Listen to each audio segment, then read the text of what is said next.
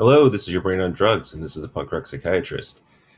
Sorry that last episode I put out a little late. I travel quite a bit, and sometimes it's hard to get this done while I'm on the road. But today on the ADHD episode, we will be talking about the risk of substance abuse and focusing on the black box warning on the stimulant medications, where they have a black box warning of abuse, misuse, and addiction. I mentioned this warning before. I said I was going to go into more detail as to how valid I think this black box warning is. I think it's way overstated.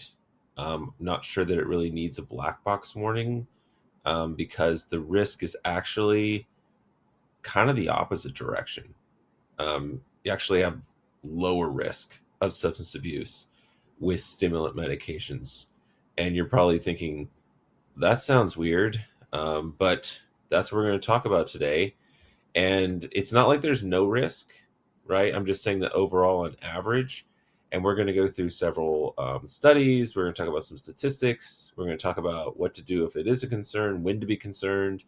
Um, I know a lot of people are concerned about the whole substance abuse thing. And so, this will be the third installment of the adverse effects of stimulant medications to talk about. Save the best for last. Let's talk about substance abuse. All right. So, this first study, some of these studies are a little old. This one's from 1996, but I have some that are like just a couple years old. Um, this is a study from 1996 from the Journal of American Academy of Child and Adolescent Psychiatry, where they looked at substance use disorder in ADHD youths growing up, and we looked at the overall rate of substance use disorder.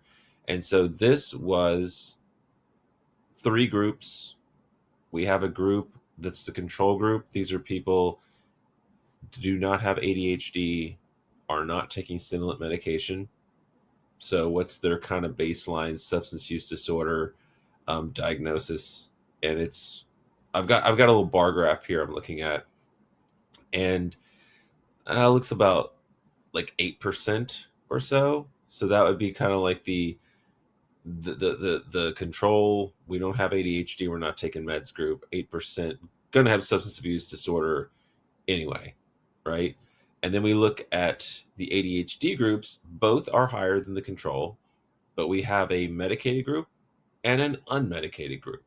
So these are folks with ADHD, and the ones that are getting medicated, it looks like maybe 11 or 12%. So it's a few percent higher than the control, but the unmedicated group is like over 30, maybe 31%. So in this study, and we had, it's like 344 in the control group, 117 in the medicated group, 45 in the unmedicated.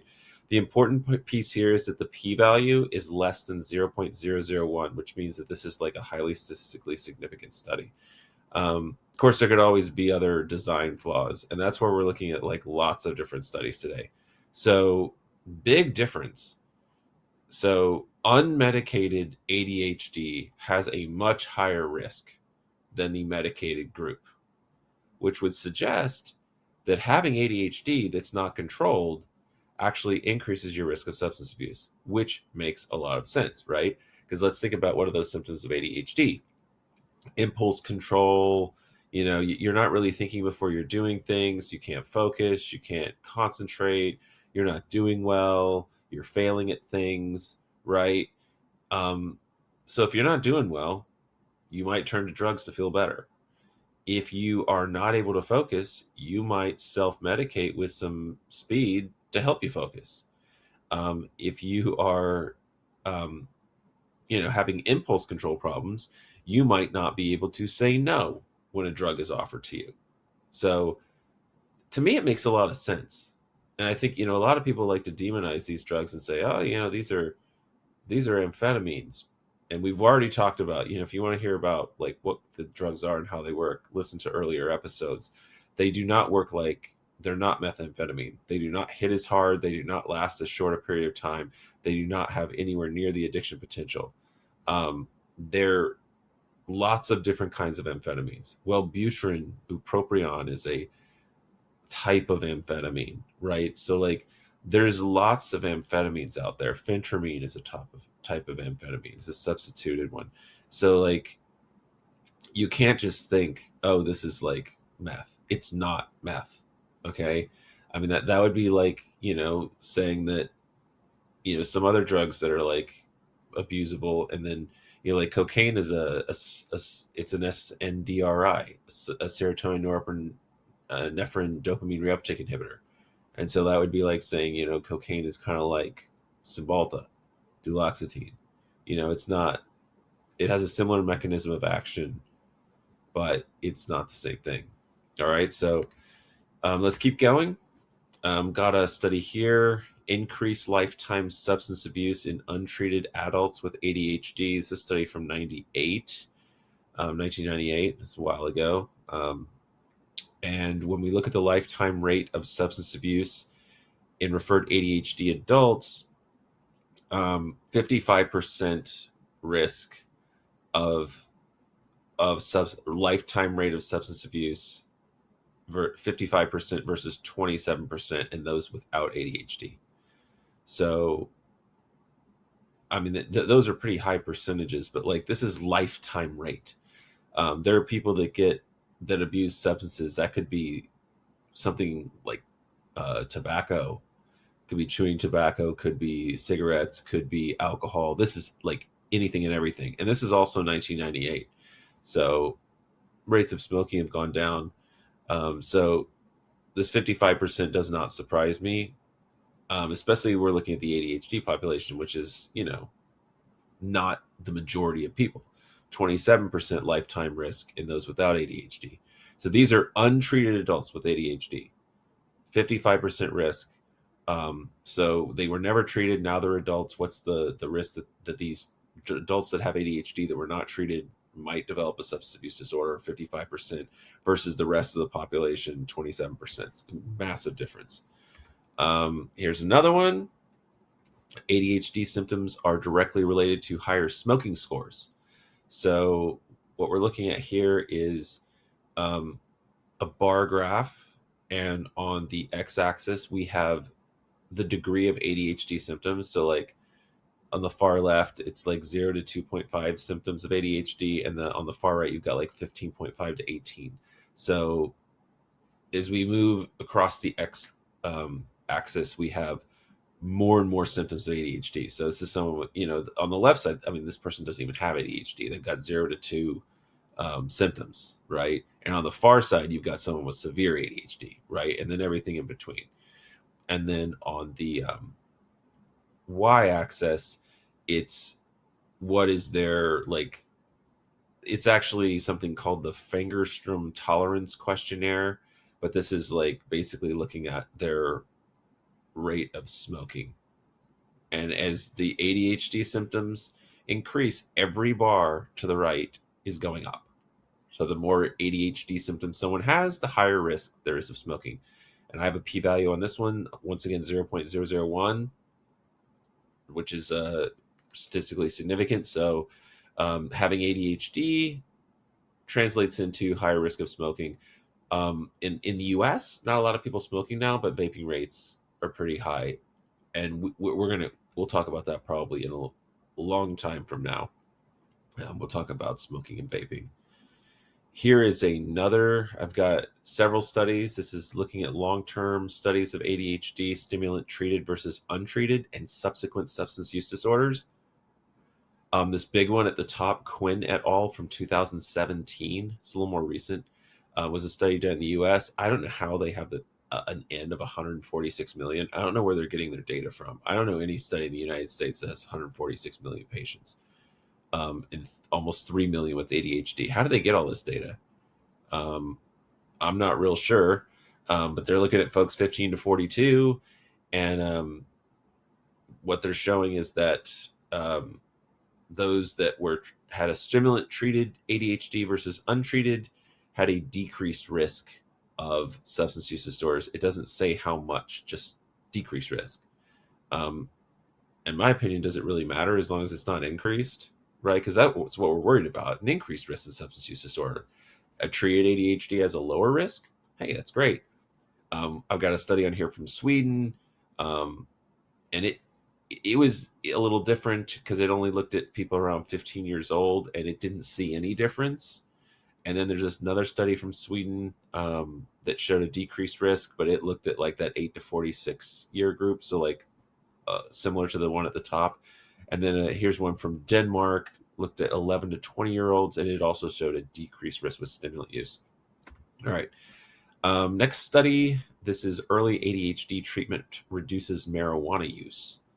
So we've got 4 bars here. One is the population risk, so like just the standard risk. And this is looking at 10 cohorts of high school seniors from 2005 to 2014, 40,000 participants, around 10% of them having ADHD. We got nice low p-value again, 0.001. This is from the Journal of American Academy Child and Adolescent Psychiatry from 2016. So this population risk of marijuana use, and this is like 10 years ago, it's probably like way more now. But back then, it looks like around 20% is the population risk. So like the average high school senior, I guess, had tried marijuana, 20% of them. And then they looked at 3 other bars. We got 3 other groups here. We've got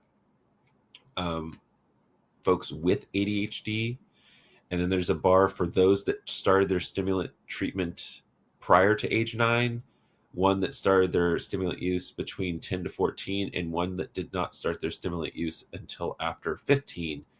And the less than 9 group looks like about 24%. And then the 10 to 14 group looks like about 38%. And the over 15 looks like about 47%. And so what this is telling us is that basically the longer you wait to treat with stimulants, the higher the risk that someone's going to use marijuana. And like, if you have ADHD, like the regular population risk is about 20%. So with ADHD, the risk of using marijuana is higher in all groups, but it's lowest in the group that was treated with a stimulant from the earliest age. So basically been on it the longest. So the more treatment they had, the longer we waited, the higher the risk that like they're going to use it. Okay, and this next study, it is from 2022, so a bit newer one, and it's called Early Onset ADHD Medication Treatment Does Not Increase Risk for Cocaine Use. And so on the y-axis, we're looking at the percent of cocaine use. So the higher the bar, the more that they are using cocaine. And then on the x-axis, we have like groups. We've got those that took stimulants from younger than 9, and we have different lengths of time that they took it. So we have bars for like 1, 2, 3, 4, 5, 6+ years for those that took it under 9. And then we have another section for those that started it between 10 and 14 and took it for different periods of time. And then after 15 in different periods of time. And then we have a bar for non-stimulant use in ADHD. And then we have a population control, no ADHD, no meds.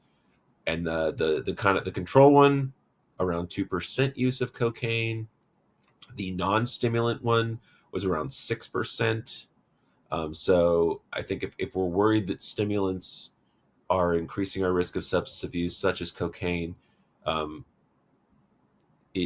if the bar is 6% or less, then we're not really having any increased risk, right? Because the non-stimulant was at like 6%. And when you look at it, those that started it at the youngest age, under 9, that had taken it on the 3 to 5 year group and the 6+ year group were at that 6% or less. And the 6+ year group was even less. It was 4%. But for those that had taken it for shorter periods of time, the bars are a little bit higher. Those who started at later ages. And because, I mean, if you took it at less than 9 and you only took it a year, you stopped it when you were 10, and you're probably not taking it now. So your risk is going to be higher. Those that took it age 15 or older, their bars are, closer to 10% for almost all the different lengths of time. So basically what that's telling us is start at a young, the more stimulant you've had from an earlier age and a longer period of time to treat your ADHD, the lower your risk of cocaine use is. And then this next one, it is, and I just want to comment that, if you're wondering, I'm always talking about my slides, bar graphs. What am I looking at? These slides are available on my website, punkrockpsychiatrist.com, for free. Just kind of go to any episode on ADHD and you'll find them. There's a link in, like, go to an individual episode. It's got like a description and a picture and like a link to Spotify, and then like a link at the bottom that's like you can click on for a link, and that's the slides.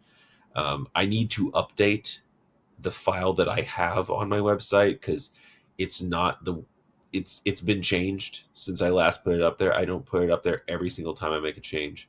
So the depression ones on the depression episodes has not changed very much. So you get a pretty up to date one there. So if you like to follow along with me, I had originally hoped that I could put this on YouTube with the slides, and like I just couldn't get the software to work, and it was just kind of a pain.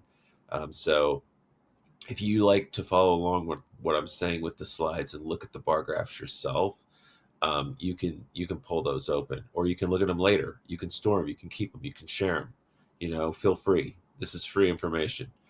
And but like I even though you might be thinking I don't know what you're talking about, I tell you the conclusion kind of at the end of each one, right? The longer you've taken it from the earliest age has the lowest risk. All right. So this next one is looking at actually using Adderall XR to treat cocaine use. And essentially, they took folks that had cocaine use, they gave them placebo. About 85% were still using cocaine. They gave them Adderall XR 60 milligrams. About 60% were still using, maybe 64. And then they gave them 80 milligrams of Adderall XR, and it was about 48%. And so that's a really high dose. But like here, we're giving it not even for ADHD necessarily. We're giving it for cocaine use. And so you may be thinking, wow, these folks actually have a problem and they don't even have ADHD, and we're giving them a stimulant and it's improving their substance use disorder. And so like like in almost every way, as you can see, these medications actually make things better, right? If you have ADHD and you don't treat it, you're more likely to abuse substances. If you already abuse substances and you have ADHD and you treat it, you're less likely. If you don't even have ADHD and we use a stimulant to treat a use disorder that is a stimulant use disorder, you're less likely to abuse that stimulant. Okay, so like this warning is just it's just really overblown. Okay, um, I'm going to talk about when it's not in a second, but like in general, it is. All right. And so this next study is this is one from Mass General Hospital. So this is up in Boston's big place. They do a lot of research. And what conclusion? Treatment of ADHD improves retention in substance use disorder treatment. So once again, here's people that already have substance use disorder, but they also have ADHD. And do we treat the ADHD or not? Because a lot of people, I don't want to give a stimulant to someone who's already abusing drugs, right? And well, kind of 2 years out from the start of their substance abuse treatment, if their ADHD was treated, 70% are still engaged in their substance use disorder treatment program.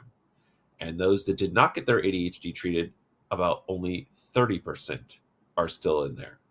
So these are huge numbers. This is a study from 2021. This is a new one too.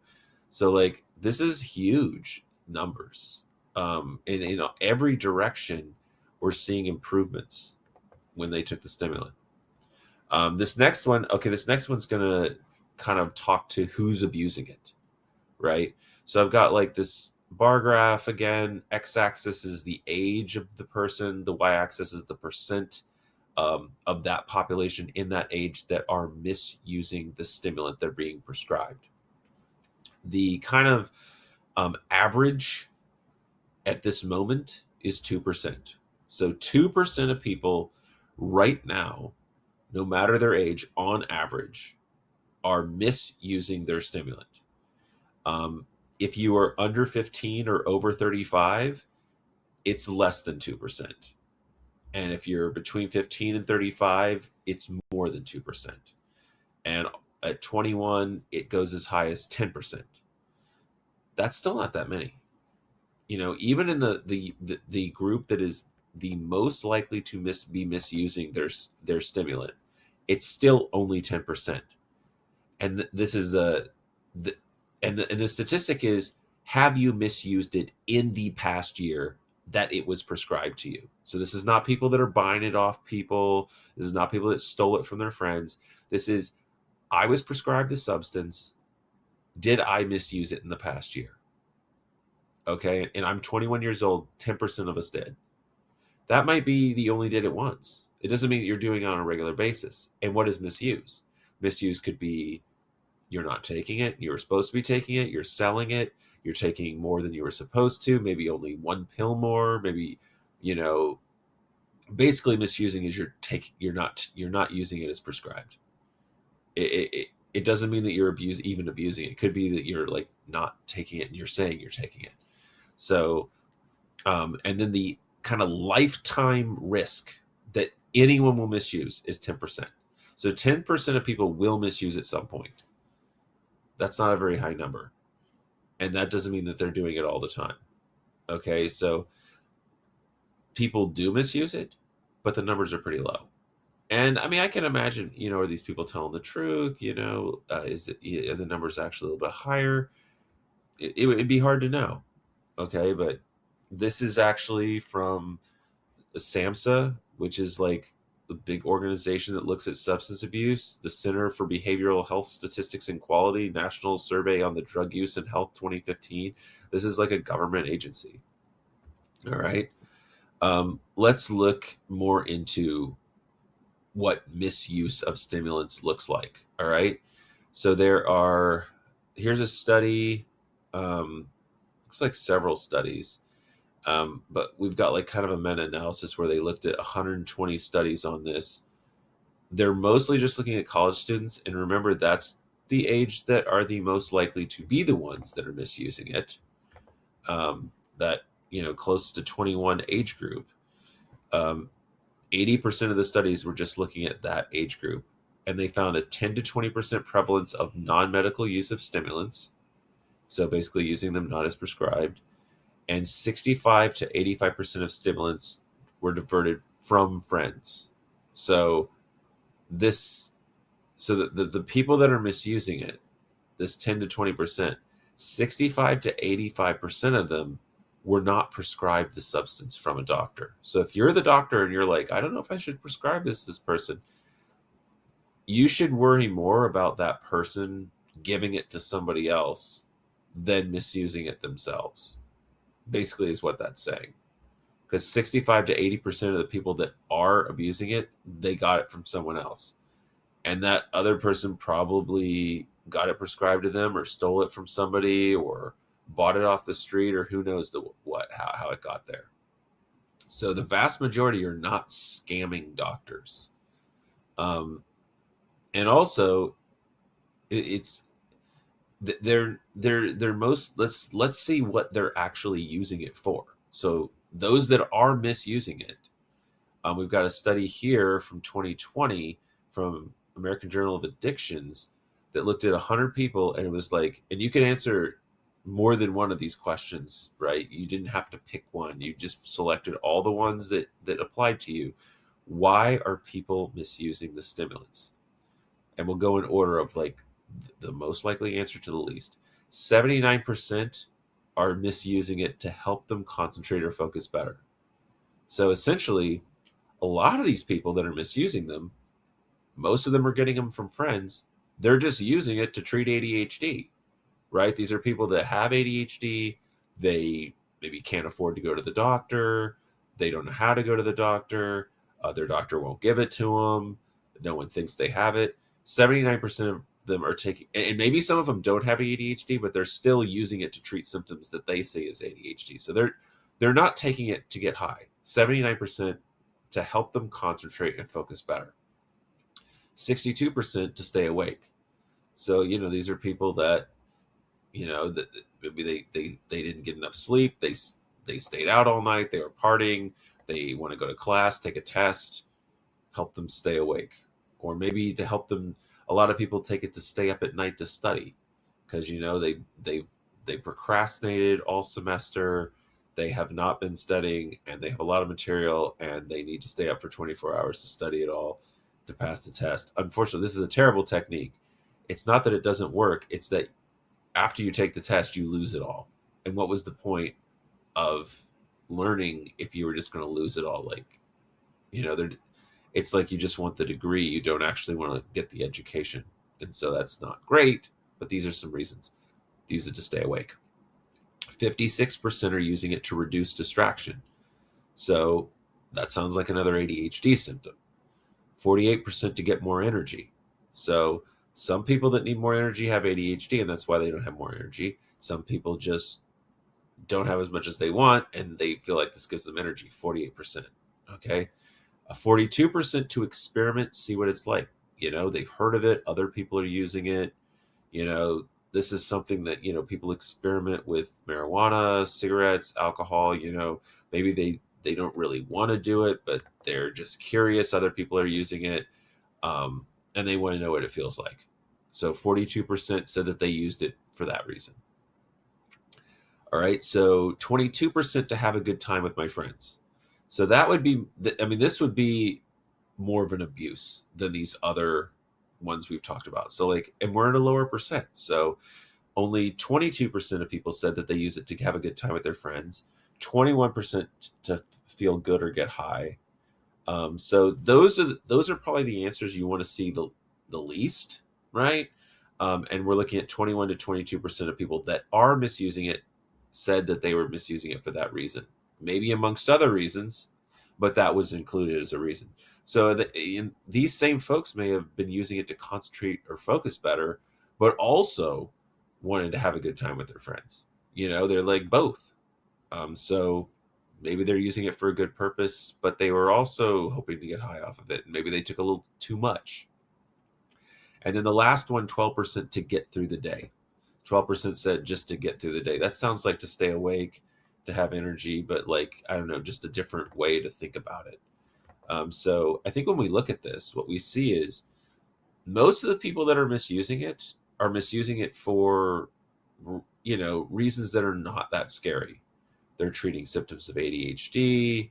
They're trying to stay up to study. That one's not great, but at least at least they have more of a good intention with its use. They're not just trying to have a good time. They're actually trying to use it to help them in school, even though they're using it the wrong way. And then people are always going to want to experiment. You can't really control that very much. And then the lower percentage were the ones where they were kind of really using it for the wrong purposes. So once again, these are the people that do misuse it. And remember, that's only 10%. Most of them are getting it from friends, and most of them are using it for purposes that are not that nefarious. All right. And remember, lifetime prevalence of 10%. So I would not prescribe this because you were fearful that this person might be in the tiny percent that's going to use it to stay up all night to do an all-nighter. It's I think worth taking the risk giving it to people that they actually need it, if you think they need it, to help them treat their symptoms, because you're actually much more likely to be helping them to succeed in life and not abuse substances than the chance that they're going to abuse this substance that you're giving them, right? So if it's 2% prevalence at this time and 10% lifetime prevalence of someone that's going to misuse a stimulant, versus you've got these massive percentage differences in people that are staying in substance abuse treatments, or not using substances, or never starting to use substances. If you're on the fence, I'd probably go for it. If you're highly suspicious and you're I don't trust this situation at all, then don't do it, right? I'm not telling you to do it. I mean, you have to make the diagnosis. If you think a patient has ADHD and that they would benefit from medication, then you should probably give it to them, right? And if you're worried that something bad's going to happen, it might, and it probably will at some point. And some of the people you give it to, that will happen. And that's the case with lots of medications. And I don't see why we have to see these medications any differently than we would something else that someone might misuse, right? Um, to me, the benefits outweigh the risk. All right. Let's look at this next chart. The rates of ADHD are higher in college students who misuse stimulants compared to controls. I'm trying to make some sense out of this one. Rates of ADHD are higher in students who misuse stimulants. So the people that are, okay, I think that what this is showing is that the people that are misusing stimulants are more likely to have ADHD. Okay, so it was kind of like I was saying, like 80% of them are using it to focus. So the most of the people that are misusing them actually have ADHD and probably need the medications. And maybe if their doctor had given it to them, they would not have misused it, right? Because the thing is, if the doctor doesn't give it to them, they don't know what dose to take. They don't know how to take it. They haven't been given the safety brief. They're just getting stuff from their friends. And then they also don't have enough to take every day, so then they're taking it, maybe they're taking too high up a dose to stay up and study all night, and that's not helping them. Well, these are people with ADHD. The reason why they're misusing it is because they can't have access to it. If we actually gave it to them, they would take it as prescribed, much more likely, the correct dose every day, have their symptoms treated, and be stable and actually do well throughout their school. Okay, so I think that's important to keep in mind. Um, and then I've talked about this before. I've got a graph here that shows that the likability of the long acting medications is way less than the short acting, and so like um you should try to avoid the short acting, like for the most part. Like I said, I'll add it sometimes if we need, like I'll use it with an XR to get like a little bit higher dose in the beginning if I need it, or to add a little bit at the end to get it to last longer. But now we have medications that last a little bit longer, so you don't need to use the IR necessarily.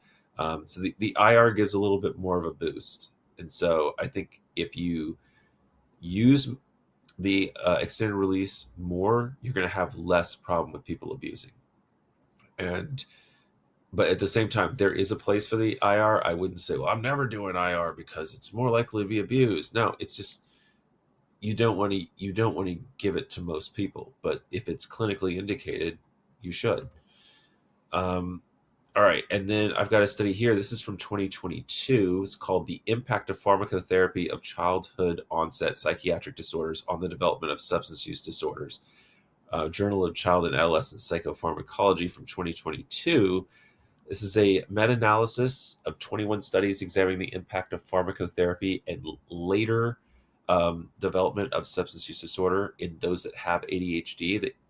14 studies showed a reduced risk of substance use disorder, 10 showed no effects, and 2 showed increased risk. And so when you add all that up, 14 were improved, 10 didn't have a difference at all, and 2 showed worsening.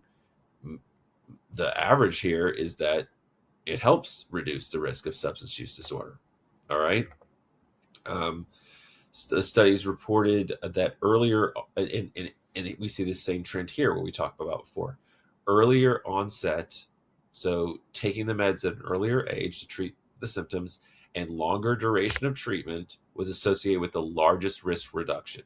So long-acting meds taken over a longer period of time, starting from an earlier age, whenever we first are noticing the symptoms, is the most likely to decrease the risk. Overall reduced risk in the study on average was the overall was it increased, decreased, overall it was a reduced risk of 30%. Okay. It did say caution in high risk populations if someone has current substance use disorder, but like I've already said, I would leave that. I mean, you're going to have to be cautious if they have a current substance use disorder, because these are people that are already likely to abuse substances. But as we see, there potentially could be a place for this to actually treat people that have a substance use disorder that's actively going on. I know I was told if someone's abusing substances, don't give them another substance to abuse. But I think if you're experienced in this, and you're doing this a lot, you could use it. Okay. And it also said to have caution with those that have a first degree relative that have substance use disorder. And that would be because that first degree relative that perhaps lives with them might steal it. Okay, so that would be something to be cautious with. So what are some things that parents can do? Because we're talking about kids here now. What can some things that parents can do to curtail prescription drug misuse? Right. This is if you're treating kids or you're treating college students that, like, their parent, I don't know, parents are controlling the meds, whatever the situation, or the parents are involved in the treatment. What can we do? So it's important to monitor symptoms and prescription refills for evidence of misuse or diversion. So we want to make sure when we're refilling it that, it's the amount of time that's passed, that, 90 days of meds, 90 days passed, right? Are their symptoms getting better? Are they doing better in school? Is it working? Are they showing signs of drug abuse? Have we found them misusing things, right? So common sense stuff. Um, if there's concern, consider non-stimulants. We haven't talked about those yet. That's what we're going to talk about in the next ADHD episode. So you could consider non-stimulants to treat, the extended release, and then the prodrugs like Vyvanse, lisdexamfetamine, and then the Astaris, Sirdex methylphenidate. Right, those are prodrugs. We already talked about that. It's really hard to abuse those. Um, the Concerta Oros capsule is very difficult to like crush and snort or anything like that. The way it's engineered, I talked about how cool that is, how it's engineered. It's just hard to take higher doses and get a quick hit off of it with these longer acting medications and the prodrugs. And don't overprescribe. So I see a lot of people they'll give them 3 scripts of 30-day supplies, and they'll date it so that they don't have to come back and see you every month, and then but that they have a 90-day supply, but they only get 30 at a time. So if you're concerned, don't give them as many. And you don't have to, like I said, you don't have to come in. Just give them more scripts, and it'll be dated so they can only fill it on that date, on or after that date. So it'll be harder for them to stockpile, right? And then it's also helpful to have an open discussion about stimulant diversion and misuse with the patients and parents, so that the students can be prepared if they're approached by peers to sell or misuse medications, so that parents can remain vigilant in monitoring medications. So have the discussion with them about it. Tell them kind of how things go afoul, right? And what would be some of those discussion points, right? So let's go through what we would talk to them about. So talk to them about how to take the medication exactly as prescribed, both the dose and the frequency.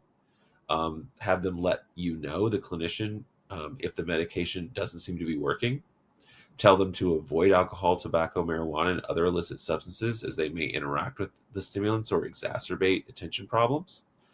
Learn and communicate the medical, psychological, addictive, legal issues of prescription drug misuse. And then we could do administration of medicine at school in a safe location with adult supervision, like in a school nurse's office if we needed to, or at home, of course. Safe storage, so not in the medicine cabinet, something that's locked so that someone can't get into it. Have it in a locked space. Like, do we need to lock it from the kid, or do we need to lock it from someone who might be trying to steal it from the kid, right? Talk to them about not being coerced or tempted to sell it or give it away to others, and just kind of tell them, don't advertise that you're taking it. People know you're taking it, like, hey, I want to try that, can you give me some? Don't let them know you're on it. So then you don't even have to have that happen. And then have a plan for transition of responsibility for administering stimulant medication from the parent to the child or adolescent, so that they can learn how to be responsible on their own as time goes forward. All right. And I got one more thing here. I got one last cool study. There's some recent studies that have been coming out that show like benefit, and this is one of the most recent ones. This is by Zhang et al. Or Zhang probably. It's called ADHD Drug Treatment and Risk of Suicidal Behaviors, Substance Use, Accidental Injuries, Transport Accidents, and Criminality emulation of target trials. This is from the British Medical Journal. That's a really important journal, 2025. And it's one of those cool Swedish studies. 148,581 adults and children with ADHD. And what they looked at was suicide, substance misuse, accidental injuries, transport accidents, criminality. Did taking medications for ADHD increase or decrease these things? And it decreased them. By how much? All right, so they looked at suicidal behaviors at the adjusted incidence rate ratio. It was a 0.83. That means that they were essentially 17% less likely to have suicidal behaviors if their ADHD was treated with stimulant medication. 0.85 on substance misuse, so 15% less likely to misuse substances. Transport accidents, it was 0.88, 12% less likely to have a transport accident. So it's like driving, getting a car accident. Criminality, 0.87, so like 13% less likely to have criminal behavior. So basically, we saw that you're less likely to harm yourself, get in an accident, misuse substances, or commit crimes if you're treated with your stimulant medication. And then they looked at some other stuff. They looked at expulsion from school, loss of jobs, and it was like 4 times higher in those that were not treated. And then we looked at disorders that are higher in untreated ADHD. So, what disorders are higher in untreated ADHD? Suicides are twofold higher. Accidents, cardiovascular disease, type 2 diabetes, obesity. People, I mean, this is another thing people don't think about. I'm talking about obesity in the other series, and it's like you're actually, because of these impulse control problems and like these ADHD symptoms that are not under control, you gain weight. And when you gain weight, you have cardiovascular disease and diabetes. And not only do these stimulants decrease your appetite so that you don't eat as much, they also help you control these impulses so that you don't make these mistakes that lead to these metabolic disorders. And then just one last paper that I'm going to mention. It's from Onions, and if you read it, it looks like onions, but it's like an Irish name, O-Nions. So Onions did a paper. This came out in 2025, and they looked at lifespan in those with ADHD, and they found that men die 7 years earlier and women die 9 years earlier with ADHD. And people that are dying now probably weren't treated because they grew up like 60 years ago, 70 years ago. And so having ADHD decreases your lifespan. And so, I mean, that paper doesn't necessarily show what treating it does, but what it shows is that ADHD decreases your lifespan. And I would say, like, why? Twofold increase in suicide risk, increased risk in accidents, increased risk in criminal activity, car accidents, cardiovascular disease, obesity, diabetes, right? Like, you're at increased risk of all this stuff. And so treating it is going to control those symptoms and decrease your risk in these things, right? So I mean, there's I could find no data to suggest that we need to like be concerned about substance abuse on the whole. Of course, there were the couple of studies in that meta-analysis showed an increased risk. So there's some studies that show that, but like when we add all the numbers up, it's not that. When you look at the rate of misuse, it's a small percentage of the population, and the ones that are misusing it, most of them are getting it from somebody else. They're not misusing their own meds. They're using it to treat ADHD symptoms. Those that are misusing it are more likely to have ADHD because they needed something to treat their symptoms, right? So I hope that, like, if you were concerned about this, that now you're a little bit less concerned. And of course, then I talked about like what can we do to, if we are concerned, because it's not 0%, 2 to 10% or so people are misusing this. Using the long actings, non-stimulants can be a great option. They don't work as well, but they could be a good option for the patient. We'll talk about that in our next episode. Using the pro drugs, not over prescribing, not giving too many, keeping track of how many they have, keeping them in a lockbox, having the conversation about how like someone might approach them. So if have this conversation with the patient, all right. So I want to thank you so much for joining me today. I hope that you found this very informative and that it makes you feel a little bit better about things and gives you some tips on like what to do. And I'll see you next time.